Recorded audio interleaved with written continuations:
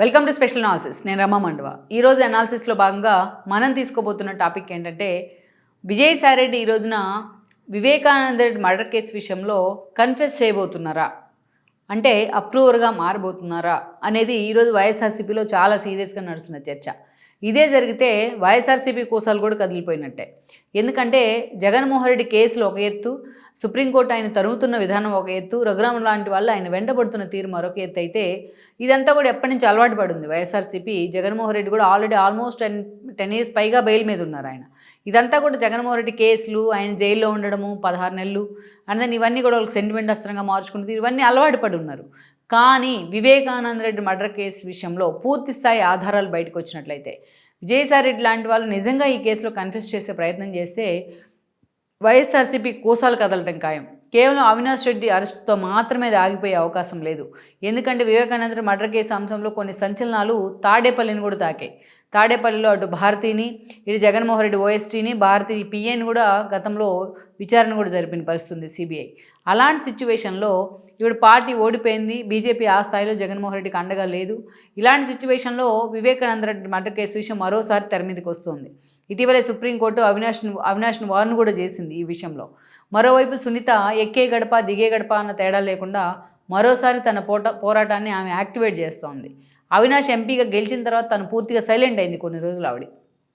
ఇక మరోసారి మాత్రం మీడియా ముందుకు వస్తూ తన తండ్రి కేసు విషయంలో అదే స్థాయిలో పట్టుదల చూపిస్తూ ఉంది. ఇటీవలే ఆమె హోమ్ మినిస్టర్ కలిశారు, అండ్ దెన్ చంద్రబాబు నాయుడు కలిశారు, త్వరలో లోకేష్ని కూడా కలవబోతూ ఉన్నారు తన తండ్రి కేసు విషయంలో పుషప్ చేయాలనే అంశానికి సంబంధించి. అక్కడి నుంచి మనం చూస్తే ఈరోజు అలాంటి ఒక క్రూషియల్ పీరియడ్, అలాంటి సిచ్యువేషన్లో ఈరోజు విజయసాయిరెడ్డి నిజంగానే వివేకానంద రెడ్డి కేసులో అప్రూవర్గా మారితే మరి జగన్మోహన్ రెడ్డి పరిస్థితి కానీ, భారతీ పరిస్థితి కానీ, అండ్ దెన్ మనం చూసినట్లయితే అవినాష్ పరిస్థితి కానీ ఏంటి అన్న ప్రశ్న మాత్రం నిజంగానే వైఎస్ఆర్సీపీని కూడా ఉలిక్కిపడేలాగా చేస్తుంది. ఎందుకంటే ఆ కేసు బయటకు వస్తే జగన్మోహన్ రెడ్డికి సెంటిమెంట్ అస్త్రాలు ఇవన్నీ కూడా. కేసుల అంశం పక్కన పెడితే ఇట్లాంటి అంశం మాత్రం ఒక సెంటిమెంట్ అస్త్రమే. ఇలాంటి కేసులో జగన్మోహన్ రెడ్డి హ్యాండ్ ఉందనే విషయము, వైఎస్ఆర్సీపీ హ్యాండ్ ఉందనే విషయం బయటకు వస్తే జగన్మోహన్ రెడ్డి ఇప్పట్లో ఆ ఇష్యూ నుంచి కోలుకోలేరు కూడా.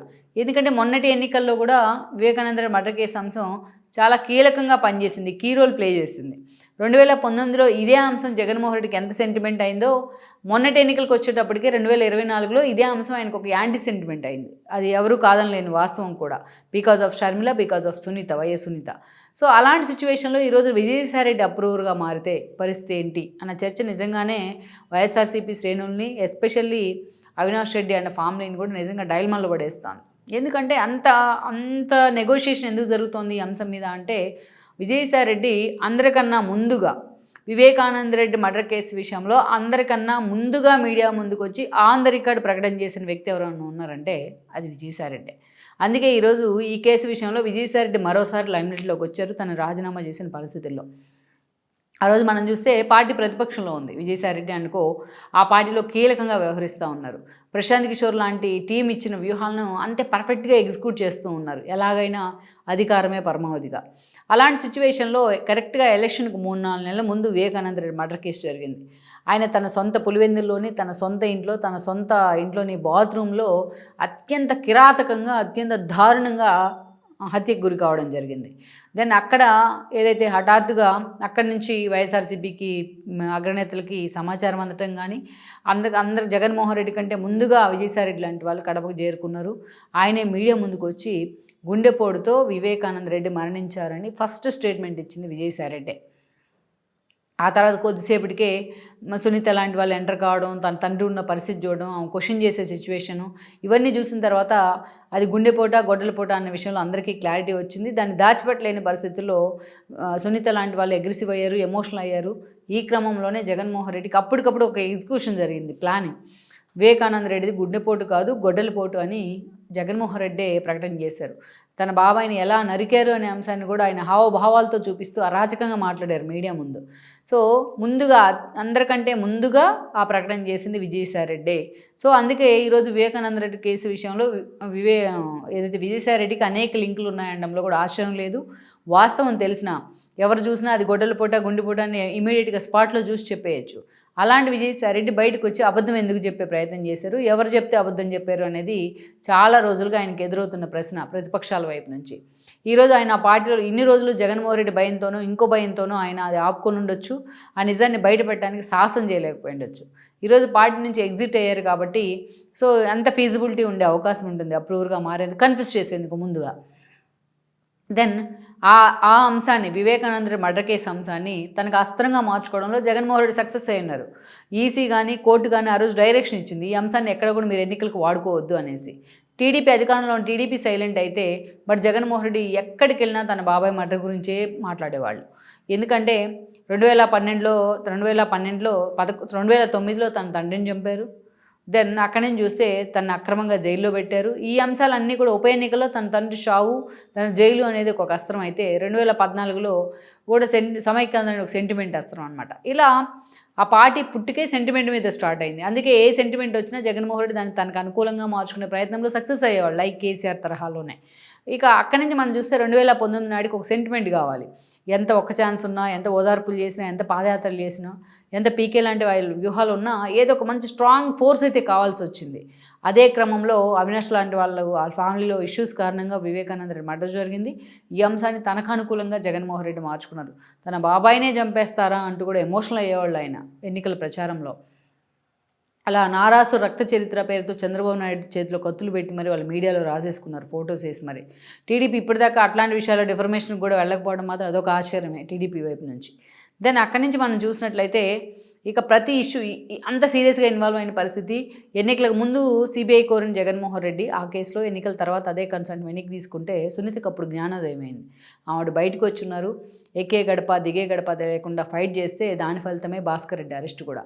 అవినాష్ అరెస్ట్ కూడా ఖాయమని జరుగుతున్న ప్రచారం కర్నూలు దాకా వెళ్ళింది. కర్నూలులో పోలీసులను కూడా సొంత పోలీసులతో, అంటే గవర్నమెంట్ ప్రభుత్వానికి చెందిన పోలీసులతో, రాష్ట్ర పోలీసులతో సిబిఐ అధికారులను కూడా అవినాష్ టీం అడ్డుకున్న పరిస్థితి ఉంది.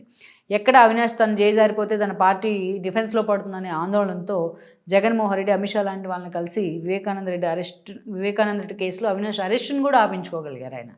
సింపుల్గా భాస్కర్ రెడ్డిని తోసేసి ఆ కేసులో వీళ్ళంతా కూడా ఎగ్జిట్ అయ్యారు. అయితే ఇదే క్రమంలో సిబిఐ తాడేపల్లి లింకులను కూడా బయటికి తీసింది సునీత పోరాటం ఫలితంగా. షర్మిల లాంటి వాళ్ళు కూడా ఒక జత కలిశారు. అప్పుడు Bharathi PA and then Krishnamohan, OSD ఎవరైతే ఉన్నారో జగన్మోహన్ రెడ్డి, వీళ్ళకి సంబంధించి విచారణ కూడా జరిగింది సిబిఐ వైపు నుంచి. ఎంత జరిగినా అవినాష్ అరెస్ట్ జరగలేదు. ఏకంగా ఎంపీ టికెట్ ఇచ్చారు ఆయనకి జగన్మోహన్ రెడ్డి. అండ్ దెన్ షర్మిల లాంటి వాళ్ళు పోటీ చేస్తే ఆవిడ ఓడిపోయి ఈరోజు మరోసారి అవినాష్ ఎంపీ కావడం జరిగింది. ఇప్పుడున్న పరిస్థితిలో జగన్మోహన్ రెడ్డికి ఆ స్థాయిలో సాయం చేసిన బీజేపీ ఇప్పుడు ఈరోజు జగన్మోహన్ రెడ్డి ప్యాంపర్ చేసే సిచ్యువేషన్ లేదు. ఎందుకంటే కూటమి ప్రభుత్వంలో భాగస్వామ్యమై ఉంది. చంద్రబాబు నాయుడు కూడా అదే ప్రయారిటీ ఇస్తూ ఉంది బీజేపీ. జగన్కి అమిత్ షా కూడా అపాయింట్మెంట్ ఇచ్చే సిచ్యువేషన్లో లేరు. ఈరోజు అడిగినా ఢిల్లీలో కాపు కాసిన. సో అలాంటి సిచ్యువేషన్లో ఈరోజు సాయిరెడ్డి ఎగ్జిట్ అయ్యి ఉన్నారు. అవినాష్ అరెస్ట్ విషయంలో ఫైల్ కూడా మూవ్ అవుతూ ఉన్నాయి. సునీత మరోసారి కోర్టులు మెట్లెక్కుతోంది. ఆయన అరెస్ట్ విషయంలో మాత్రం సిబిఐ అంతే ఫర్మ్గా పనిచేస్తుంది. ఆధారాల విషయంలో కూడా చాలామంది అప్రూవల్గా మారారు. ఇట్లాంటి సమయంలో విజయసాయిరెడ్డి పూర్తి స్థాయిలో ఆ పార్టీ నుంచి ఎగ్జిట్ అయ్యారు. రాజ్యసభ సభ్యత్వాన్ని వదులుకున్నారు. కాబట్టి ఈరోజు విజయసాయిరెడ్డిని కూడా ఈ కేసులో కీలక ఏదైతే ఒక వ్యక్తిగా చేర్చాలని కూడా సునీత లాంటి వాళ్ళు కోర్టు మెట్లెక్కే అవకాశం ఉందనేది మనకి ఉన్న సమాచారం. ఎందుకంటే ఆ రోజు అందరికన్నా ఫస్ట్ ప్రకటన చేసింది విజయసాయిరెడ్డే కాబట్టి. సో ఆయన కనుక సిబిఐ విచారణకు పిలిపిస్తే ఇంకా కీలక అంశాలు బయటకు వచ్చే అవకాశం ఉంది అనేది సునీత లాంటి వాళ్ళ వాదన. ఈ క్రమంలోనే విజయసాయిరెడ్డిని కూడా ఆ కేసులో ఇంప్లీట్ చేసే అవకాశం ఉంది అనేది అయితే మనకున్న సమాచారం. మొత్తం మీద ఈ కేసులో నిన్నటిదాకా ఆయన అంటే భయపడ్డారు జగన్మోహన్ రెడ్డి అంటే ఆ పార్టీలో ఉన్నారు కాబట్టి. ఈ కేసులో మరి విజయసాయిరెడ్డి అప్రూవ్గా మారితేనో కన్ఫెస్ చేస్తేనో, అప్రూవ్గా మారడం అంటే ఆల్రెడీ ఆయన ఏమీ అరెస్ట్ ఏం చేయలేదు సిబిఐ, కన్ఫెస్ చేసే ప్రయత్నం చేస్తే, పశ్చాత్తాపం వ్యక్తం చేసే ప్రయత్నం చేసి అసలు నిజాలను బయట పెడితే మాత్రం అది జగన్మోహన్ రెడ్డికి ఒక పెద్ద సెట్ బ్యాక్ కాబోతుంది. ఆ పార్టీ కూడా ఒక పెద్ద సెట్ బ్యాక్ అయితే కాబోతుంది. షర్మిల అండ్ సునీత మాట్లాడుతున్న మాటలను ఆయన నిజం చేసే అవకాశం ఉంటుంది. మరి ఈ విషయంలో విజయసాయిరెడ్డి నోరు విప్పే ప్రయత్నం చేస్తారా అనేది మనం చూడాల్సి ఉంది. ఈ వీడియో మీకు నచ్చినట్లయితే please share, like and subscribe R24 Telugu.